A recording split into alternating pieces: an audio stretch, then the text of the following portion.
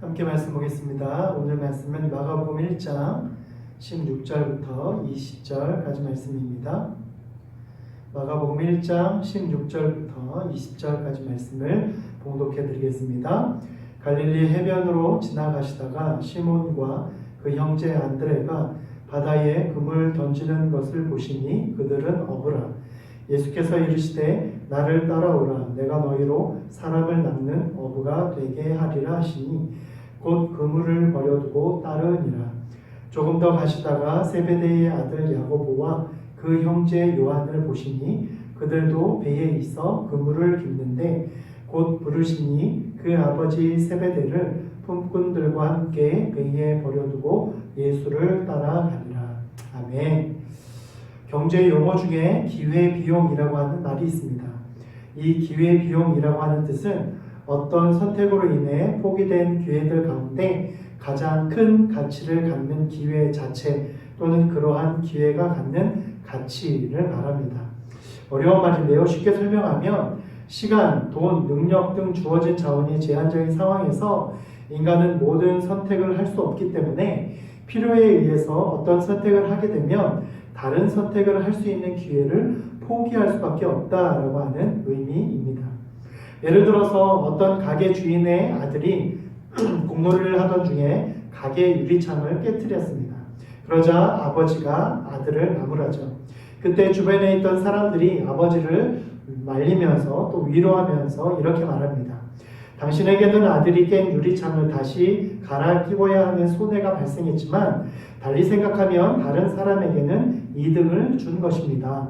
유리 장수도 먹고 살아야 하는데 당신의 아들이 유리창을 깼기 때문에 유리 장수도 유리창을 팔 수 있는 기회가 생겨서 돈을 벌어 생계를 유지할 수 있지 않겠습니까? 라고 그 가게 주인을 위로했습니다. 이것은 가게 주인의 손실이 유리 장수에게는 이득이 되는 상황이 되기 때문에 이 경우 실제로 아들의 실수가 경제활동을 촉진하는 순기능을 발휘했다라고도 볼 수 있습니다. 그러나 기회비용이라고 하는 용어의 차원에서 보면 가게 주인에게는 나가지 않아도 될 이 유리창 값으로 책을 사보거나 새 구두를 사거나 맛있는 식사를 할 수 있었을 기회를 유리창 값으로 나가버리면서 다른 소비의 기회를 잃어버린 것입니다.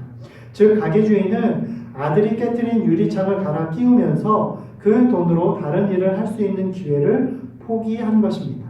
이것이 바로 기회비용이라고 하는 것입니다. 왜 이 기회비용이라고 하는 단어를 이렇게 장황하게 설명하냐면 오늘 본문에서 예수님이 제자들을 부르실 때에 그들이 제자가 되기로 결심하면서 제자가 되지 않고 다른 삶을 살았을 때에 얻을 수 있었던 기회비용들을 포기했기 때문입니다. 오늘 본문에서 예수님은 4명의 어부를 제자로 부르시는 장면이 나옵니다. 그들은 시몬과 그의 동생 안드레 그리고 세베대의 아들 야고보와 요한입니다.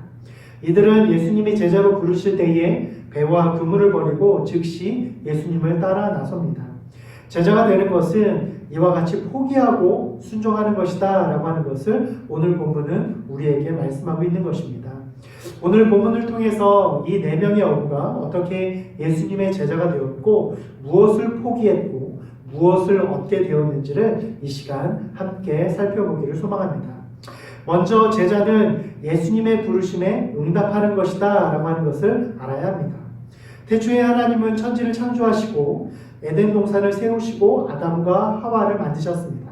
그리고 그들을 세워서 에덴 동산을 지키고 다스릴 것을 명령하셨습니다.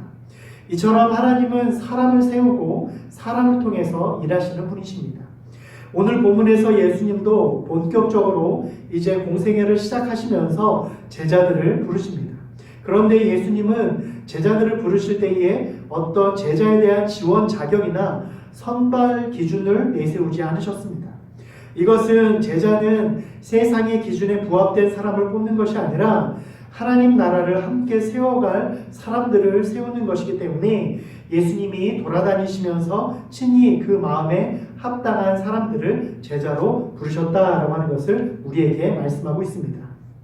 예수님이 제자들을 부르실 때에 그들의 어떤 마음과 기준을 보시고 그들을 부르셨는지는 우리가 성경에 나와 있지 않기 때문에 그 이유를 다 알 수는 없습니다.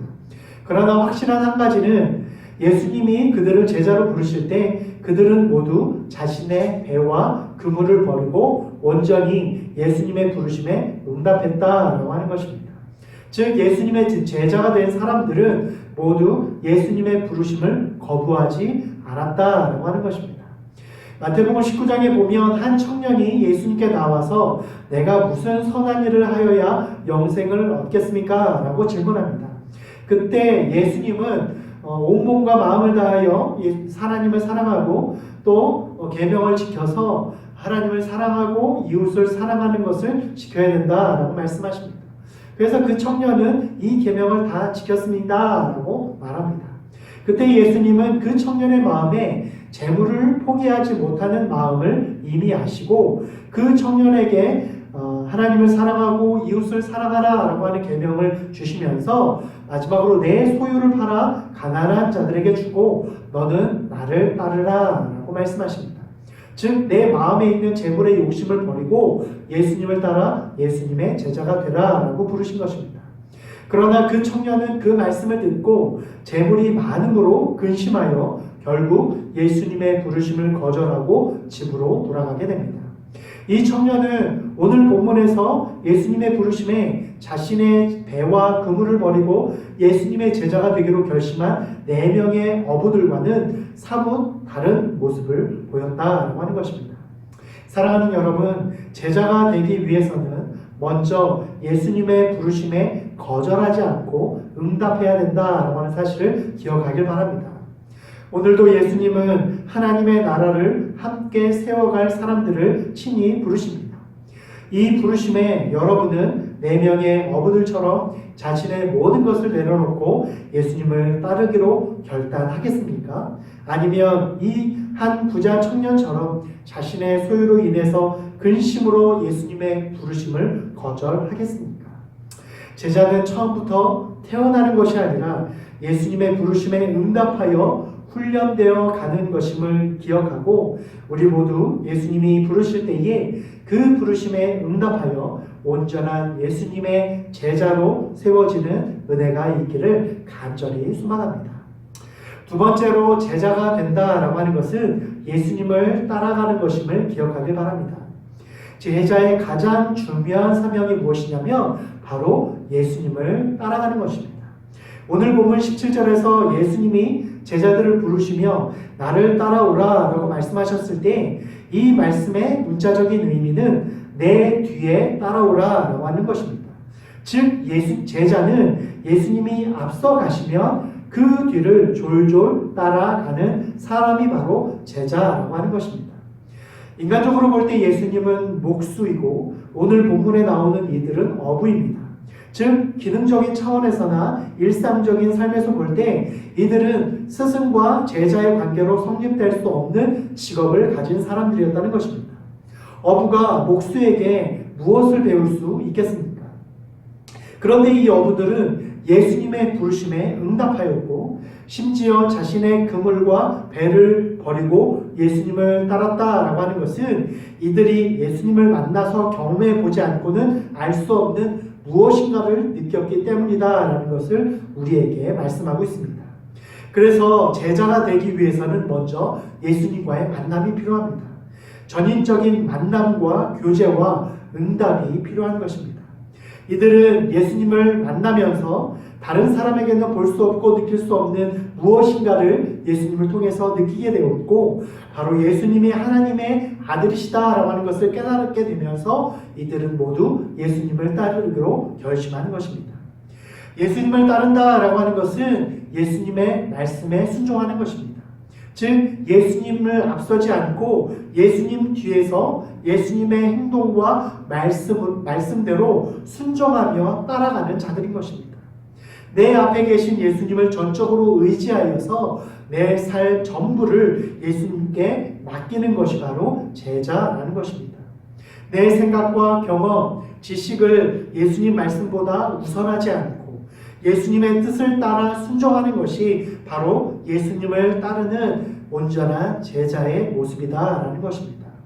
심지어 예수님께 대한 이러한 제자들의 순종은 그들의 전문 분야인 바다에서까지 이루어집니다.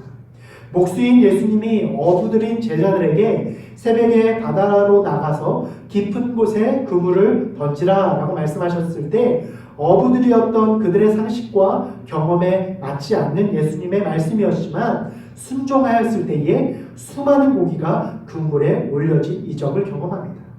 이처럼 이들은 비록 무식하고 고집센 어부들이었지만 자신의 것을 포기하기까지 예수님을 따를 수 있는 용기와 순종이 있었기 때문에 예수님의 제자로 세워줄 수 있었던 것입니다.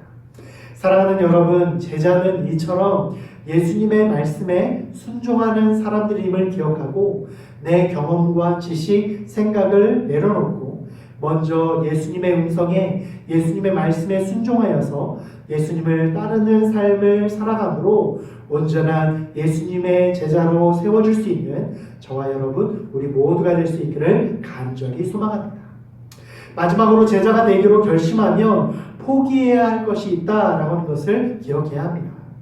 맨 처음 여러분에게 이야기한 기회비용이라고 하는 의미에서 보면 이들은 예수님의 부르심에 응답하여 예수님의 제자가 되기로 결심하였을 때 제자로서 포기해야 할 것들과 대신 얻는 것이 무엇인지의 사이에서 무엇이 더 가치가 있는지를 생각하게 되었을 것입니다. 즉 예수님의 제자로 살 때 얻을 수 있는 것과 제자로 살지 않고 지금의 삶을 계속 살아갈 때에 얻을 수 있는 것의 가치를 비교하며 생각했을 것입니다.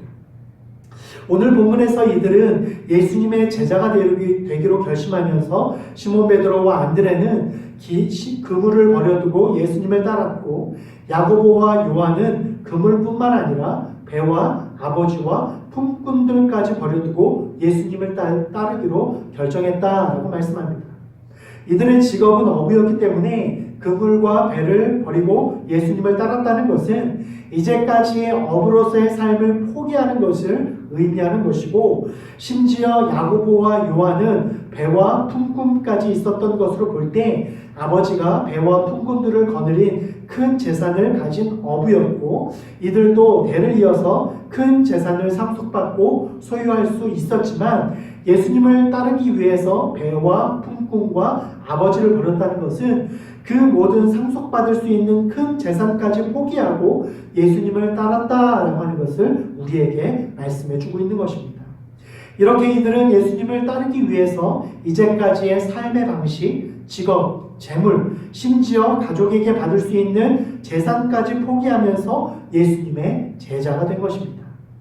그러나 이들은 예수님의 제자가 되어서 포기하는 것뿐만 아니라 얻은 것도 있습니다.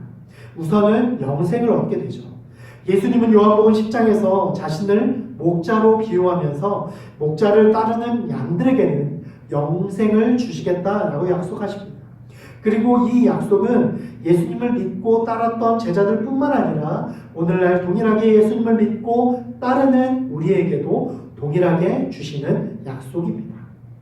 그리고 또한 예수님을 따르는 제자들에게 더 풍성한 하늘의 것을 주십니다.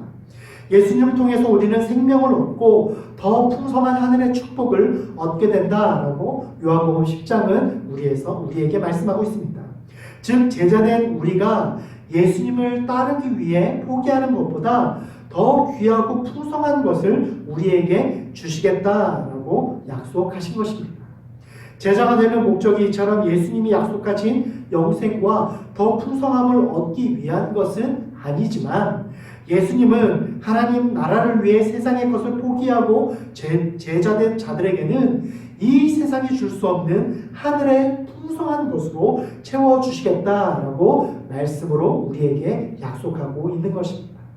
사랑하는 성도 여러분, 예수님의 제자가 된다는 것은 비록 세상의 좋은 것을 포기해야 하는 것을 의미하기도 하지만 반대로 세상이 줄 수 없는 영원한 하늘의 풍성함을 얻게 된다는 것을 기억하고 우리 모두 하나님 나라를 위한 예수님의 온전한 제자로 설 것을 결단하면서 하늘에서 오는 영원한 생명과 풍성한 것으로 채워지는 은혜와 축복을 얻게 되는 저와 여러분 될 수 있기를 간절히 소망합니다.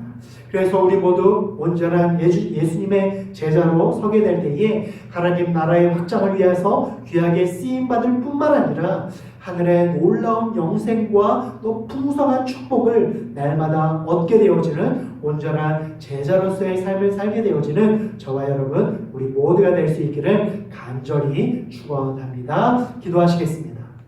하나님 감사합니다. 오늘도 이 수요일 아침에 하나님 앞에 또 예배함으로 나올 수 있도록 인도하여 주심에 감사를 드립니다.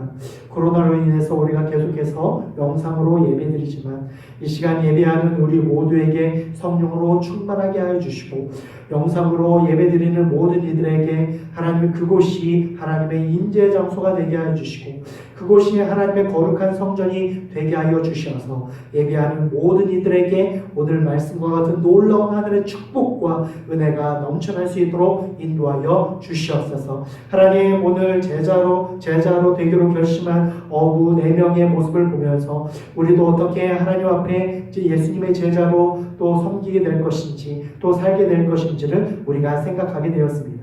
예수님의 제자는 세상의 것을 포기하고 하늘의 것을 취하는 자들임을 이 시간 기억하고 하나님 우리가 세상의 것에 매여 있거나 세상의 소유에 우리가 마음을 빼앗기는 것이 아니라 하늘의 영원한 것에 소망을 두며 예수님의 온전한 제자로 하나님 나라를 위하여 오늘도 힘써 나아갈 수 있는 우리 모든 사랑하는 성도들 될 수 있도록 인도하여 주시옵소서. 우리를 하나님의 제자로 예수님의 제자로 부르실 때에 그물과 배를 버려두고 자신이 상속받을 수 있었던 큰 재산을 포기하면서까지 예수님을 따르기로 결정했던 제자들 사도들의 모습을 우리도 거울 삼아 우리도 하나님이 우리를 제자로 부르실 때에 우리의 세상의 가치를 따르지 않고 하나님의 영원한 것을 취하며 하나님의 온전한 제자로 설 수 있는 용기와 축복과 은혜를 우리 모두에게 허락하여 주시옵소서. 그러한 제자들을 통하여서 하나님 나라가 확장되어지고 하늘의 영생과 생명과 축복을 허락하여 주셨듯이 우리도 이 세상 하나님의 제자로 온전히 서게 될 때에 하늘로부터 오는 놀라운 생명과 축복의 은혜가 넘쳐나는 삶을 살아갈 수 있는 우리 모두가 될 수 있도록 인도하여 주시옵소서. 여전히 세상은 코로나로 인하여 혼란과 또한 어지러움 가운데 있지만 하나님 이 시간 우리 가운데에 함께하여 주시고 하나님의 제자된 성도된 우리들을 지켜주시고 건강과 영육의 강건함을 허락하여 주셔서 오늘 하루도 흔들리는 세상 속에서 흔들리지 않는 믿음으로 온전한 제자로 살아갈 때에 우리를 통하여 하나님의 향기가 바라지며 믿음의 놀라운 능력이 나타나는 삶을 살아갈 수 있는 우리 모든 성도들 되게 하여 주시옵소서. 또 하루빨리 이 모든 코로나 시국이 끝나고 우리가 함께 모여 예배하며 찬양하며 함께 교제할 수 있는 날이 회복되어 줄 수 있도록 주님 인도하여 주시고 역사하여 주시옵소서. 우리 모든 성도들의 삶을 축복하여 주시고 가정과 직장과 사업장에 하나님의 축복의 은혜가 넘쳐날 수 있도록 인도하여 주시고 이 시간 주님 앞에 예배하는 모든 이들 이 시간 성령으로 충만하게 하여 주시고 저들이 예배하며 기도하는 모든 기도 제목과 마음의 소원함들이 응답되어지는 축복을 이 시간 허락하여 주시옵소서. 그렇게 하실 주님을 기대하고 소망하고 감사드리며 예수 그리스도의 이름으로 기도드립니다. 아멘.